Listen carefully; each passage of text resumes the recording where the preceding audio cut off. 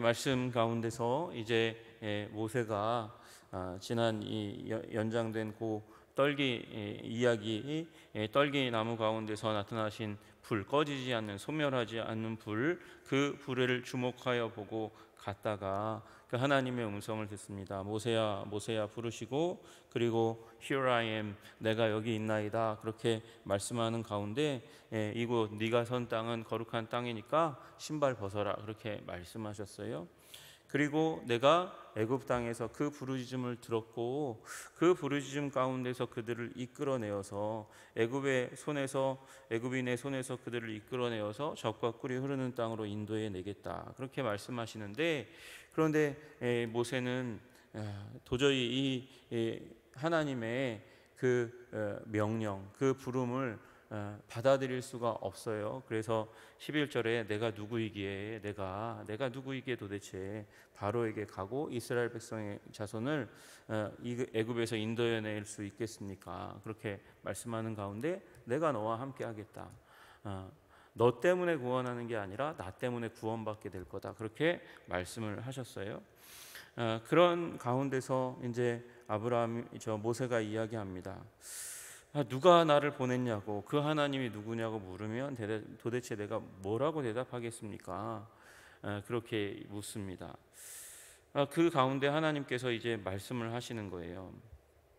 하나님이 모세에게 이르시되 나는 스스로 있는 자이니라, 그렇게 말씀하세요. 14절에 나는 스스로 있는 자니라 이르시되 너는 이스라엘 자손에게 이같이 이르기를 스스로 있는 자가 나를 너희에게 보내셨다라. 하나님이 또 모세에게 추가해서 말씀하셔요. 나는 이스라엘 자손에게 이같이 이르기를 너희 조상의 하나님 여호와 곧 아브라함의 하나님, 이삭의 하나님, 야곱의 하나님께서 나를 너희에게 보내셨다 하라, 그렇게 말씀하세요. 여러분, 여기 나와 있는 나는 스스로 있는 자니라, 이 말씀이 그냥 단순하게 그렇게 이해하면 스스로 있는 자, 누군가 의지하지 않아도 되는 자존하시는 그 어떤 존재에게도 기대지 않는 홀로 계실 수 있는 그런 하나님에 대해서 말씀하시나 보다, 그렇게 우리가 이해할 수 있습니다. 여기 있는 원래 이제 원어로 보면 예흐의 아쉐르 예흐에라는 단어거든요. 그러니까 예흐에 나는 누구누구다, 나는 어떤 존재다라고 얘기하는 게 두 번이 나와요. 예흐의 아쉐르 예흐에, 그렇게 나와서 예흐에는 예흐에다, 이렇게 얘기하는 거거든요. 이걸 이제 영어로 옮겨서 I am that I am, I am who I am, 그렇게 이야기해요. 나는 나다, 그냥 직역하면 그렇게 얘기하는 거죠. I am, 우리 요한복음에 가면 예수님이 자기를 소개할 때 에고에임이 I am, 나는, 짐은, 이렇게 얘기하는 그 단어가 여기서 시작되는 거거든요. 나는 나다, 짐은 짐이다, 나를 수식할 수 있는 단어가 나밖에 없어요. 나밖에. 하나님은 설명할 길이 없는 위대한 존재입니다. 그래도 알아야 되잖아요. 이 단어가 왜 나는 스스로 있는 자다라고 얘기하기도 하고 나는 나다라고 얘기하기도 하고, 또 이 의미가 도대체 뭔지 깊이 우리가 좀 알아볼 필요가 있습니다. 여기에 나와 있는 예흐에는 하야라는 동사를 변형시킨 거예요. 하야 동사가 무슨 의미냐면 존재한다, 영어로 하면 is, 비동사거든요. 비동사를 변경시켜서 미완료형으로 그렇게 이 시제를 가지고 가고 있는 단어예요. 그러니까 나는 존재하는 자다, 나는 존재하는 자다. 근데 이 앞에 부분을 나는 누구다라고 얘기하는 그 부분으로 끌고 가서 나는 존재하는 자다, 이렇게 얘기하는 거죠. 나는 존재하는 자다. 근데 이게 이 하야 동사가 시제가 어떻게 되어 있냐면 현재형이 아니에요. 미완료형이에요. 끝나지 않은 거예요. 그러니까 하나님은 존재가 계속되고 있는 존재예요. 예흐에는 그 존재가 종결되지 않는 존재예요. 여러분, 그 존재가 종결되지 않는 존재란 영원히 계신 분이시죠. 영원히 계신 분. 그래서 나는 영원히 존재하는 자다. 그리고 영원히 존재하는 자는 우리는 어떤 존재입니까? 우리는 영원하지 않은 존재잖아요. 영원하지 않는 존재가 되는 이유가 무엇입니까? 뭔가를 의지하지 않으면 우리는 살아낼 수 없는 존재예요. 물을 마시지 않으면 죽죠. 음식을 먹지 않으면 죽죠. 우리는 누군가에게 기대지 않으면, 함께 있지 않으면 또 죽어요. 여러분, 한 달만 누구 안 만나고 그렇게 은둔 생활하면 사람이 피폐해집니다. 우리는 다른 사람과 함께 있도록 그렇게 지어진 존재예요. 그래서 나는 계속해서 존재하는 자다라는 말은 나는 의존적인 사람이 아닌 존재라는 거죠. 영원한 존재는 의존적인 존재가 아니에요. 그래서 나는 스스로 있는 자다라는 말까지 나오게 되는 거죠.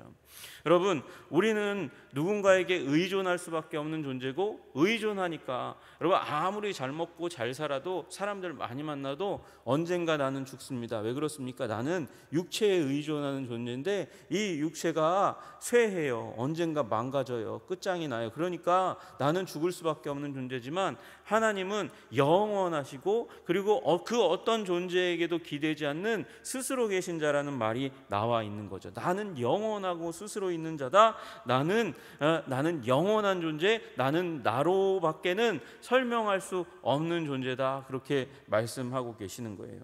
여러분, 주님은 영원 불변하신 하나님, 영원한 능력과 그리고 불변하는 성품을 가지시는 스스로 계시는 분이심을 믿으시기를 주님의 이름으로 축복합니다. 여러분, 주님이 변하지 않으니까 어떻게 될까요? 변하지 않으니까 우리를 향한 태도가 변하시지 않는 거예요. 자비와 사랑이 넘치는 신실하신 하나님, 약속을 지키시는 하나님이 되시는 거죠. 나는 스스로 있는 자니라 그렇게 말씀하세요. 나는 예의에다 그렇게 말씀하세요. 그 스스로 있는 자가 나를 너희에게 보내었다고 그렇게 대답하라고 말씀하세요. 그리고 조금 있다가 말씀하십니다. 너는 이스라엘 조상에게 이같이 이르기를, 너희 조상의 하나님 여호와, 아브라함과 이삭과 야곱, 그들과 언약을 맺은 하나님이고 그 하나님의 이름은 여호와다. 이렇게 말씀하고 계십니다. 여러분, 이 여호와라는 단어가 사실은 여기 처음 이렇게 이 모세에게 소개되고 있는 것처럼 그렇게 보이지만 사실은 이게 창세기에 이미 몇 번 언급된 것입니다. 창세기 2장 4절에 이것이 천지가 창조될 때에 하늘과 땅의 내력이니 여호와 하나님이 땅과 하늘을 만드시던 날에, 그렇게 얘기하면서 2장 4절에 이미 여호와의 이름이 기록되어 있습니다. 그러나 이 부분이 처음 이스라엘 백성들이 여호와라는 이름을 접한 게 아니고 모세가 우리를 창조하신 하나님이 여호와 하나님이라는 걸 기록한 거고, 그 다음에 창세기 4장 26절에 보니까 셋도 아들을 낳고 그의 이름을 에노스라 하였으며 그때의 사람들이 비로소 여호와의 이름을 불렀더라. 여호와의 이름을 이미 창세기 4장 가운데 사람들이 불렀으니까 이 창세기 출애굽기 3장에 처음 부른 건 아니지만 여러분, 여기에 이 여호와라 그렇게 계시하시면서 자신의 이름의 의미를 자세하게 설명하고 있는 건 출애굽기 3장이 처음인 것이죠. 처음인 거예요. 여러분, 우리의 하나님이 여호와인 줄로 믿으시기를 주님의 이름으로 축복합니다. 여호와의 이름을 부를 때 여호와 하나님께서 우리의 목소리를 들으시고 그 간절한 음성을 들으시고 우리에게 응답하시기 위해서 다가오시는 하나님이신 줄로 믿으시기를 주님의 이름으로 축복합니다. 네, 안타깝게도 공교롭게도 여호와가 정확한 이름인지 우리는 잘 알지 못해요. 솔직한 얘기로 잘 알지 못합니다. 왜냐하면 이걸 발음을 오랫동안 안 했기 때문에 그래요. 여호와라는 이름의 히브리어는 요드해 바브해 그 단어거든요. 요드는 그 쉼표가 위에 좀 위쪽에 달린 것 같은 그런 문자고, 해는 이 입구자의 밑에 부분을 지운 거 이렇게 되어 있는 그 글자고, 요드해 바브는 이 기일다란 아이자 같은 그런 글자예요. 아이자 같은 글자. 그리고 해는 아까 두 번째 글자가 다시 한번 나온 거예요. 요드의 바브에. 그래서 여호와, 야훼, 야훼라고도 그렇게 발음할 수 있는, 그 정확한 발음이 어떤지는 잘 알지 못해요. 그런데 이스라엘 백성들이 왜 오랫동안 그 이름을 부르지 않았냐면, 그 이름이 너무 거룩하니까 그 이름을 함부로 만울이 그렇게 부를 수가 없어서 그 단어만 나오면 다른 단어 아도나이라는 단어로 읽었어요. 글자는 야훼 여호와인데, 그런데 그 단어가 나오면 너무 거룩한 이름이니까 아도나이라고 그렇게 읽었고, 그 아도나이라는 단어가 이제 그 우리 번역할 때 킹 제임스 버전에서는 번역할 때 The Lord, 주라는 단어로 번역했죠. 여러분, 그 주라는 단어 아도나이라는 단어가 이제 신약 성경 헬라어에서는 무슨 단어로 이 예수님께 칭호가 되냐면 큐리오스, 주님이라는 단어, 헬라어로 가는 거예요. 그 주님의 이름이 무엇입니까? 예수잖아요. 예수. 그래서 여러분, 요 연속선상 주 아도나이가 큐리오스, 주님, 예수님, 이제 나중에 그렇게 지칭이 되는구나, 자연스럽게 그렇게 언어상 흘러가게 됩니다. 그런데 이 여호와라는 의미, 그 의미는 정확한 그 의미를 알기가 참 쉽지 않죠. 그런데 오늘 14절에 스스로 있는 자 예흐예와 야훼, 여호와라는 단어가 거의 발음이 비슷한 단어로 가잖아요. 예흐예, 야훼. 스스로 있는 자, 자존하시는, 영존하시는 하나님이라는 의미를 담고 있는 그 단어가 여호와라는 그 단어로 넘어갑니다. 여러분, 그 여호와의 이름 부를 때에 하나님께서 우리들에게 응답하시고 일하시는 줄로 믿으시기를 주님의 이름으로 축복합니다.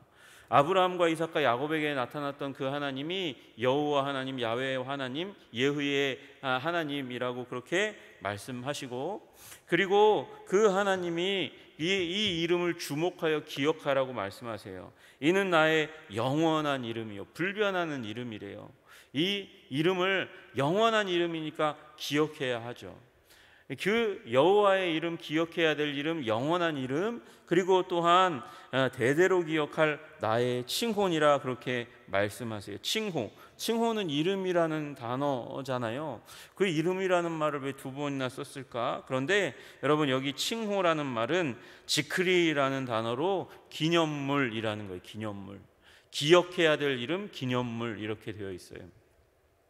여러분, 기념품을 우리가 사죠. 구입하죠. 어디에서 기념품을 구입합니까? 소위 관광지라는 곳에 가서 기념품을 구입합니다.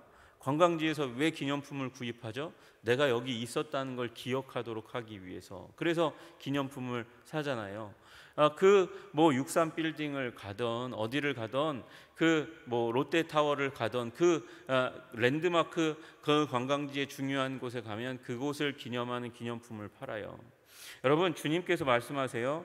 이 대대로 기억할 나의 기념 이름이라고 말씀하시는 거예요. 여러분, 그러면 기념 이름이 되려면 어떻게 해야 합니까? 기념 이름이 되려면 무엇인가 사건이 있어야 되는 거죠. 하나님께서 나의 이름은 여호와라고, 아브라함과 이삭과 야곱의 하나님이라고, 그 이름은 영원히 기억해야 될 이름이고, 그리고 기념 이름이라고, 무슨 사건이 있을 거라는 것을 암시하고 계신 것입니다. 여러분, 그 야훼, 여호와라고 얘기하는 요드해 바브에라는 단어, 그 단어를 이스라엘 백성들이 함부로 부르지 못했던 그 이름, 그 이름의 의미가 무엇일까 연구하는 사람 중에, 언어를 연구하다 보면 그 단어 문자가 어디서 왔나를 공부하는 사람들이 있잖아요. 여러분, 우리 기억, 니은, 디귿, 리을 어디서 와요? 입의 그 입과 혀의 위치를 세종대왕이 그렇게 그 연구하면서 그곳에 의해서 처음 기억, 니은, 디귿, 리을이 나오잖아요. 입의 구조, 혀의 구조, 발음할 때의 그 구조를.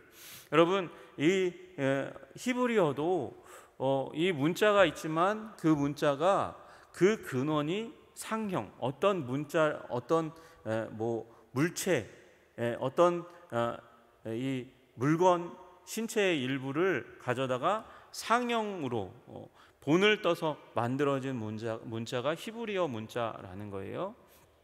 그렇게 따지면 이제 요드해 바브해 해라는 단어가 그러면 원래 글자 값으로 어떤 의미를 가지고 있을까 연구하는 사람은 요드가 이제 이렇게 쉼표처럼 생겼으니까 이렇게 손 모양이다, 그렇게 얘기하는 거예요. 해라는 단어는 보라라는 의미를 담고 있다는 거예요. 그러니까 처음 두 글자, 요드의 바브에서 처음 두 글자가 무슨 의미예요? 손을 보라, 그렇게 되어 있죠. 바브는 아까 제가 말씀드리기로 영어 I를 닮았다 그랬잖아요. 근데 위에가 이렇게 약간 꺾이고 이렇게 내려오는 글자예요. 여러분, 그 글자를 이 상형 문자의 원래 의미로 가면 그게 못이라는 단어를 담고 있다는 거예요. 해는 보라 똑같죠.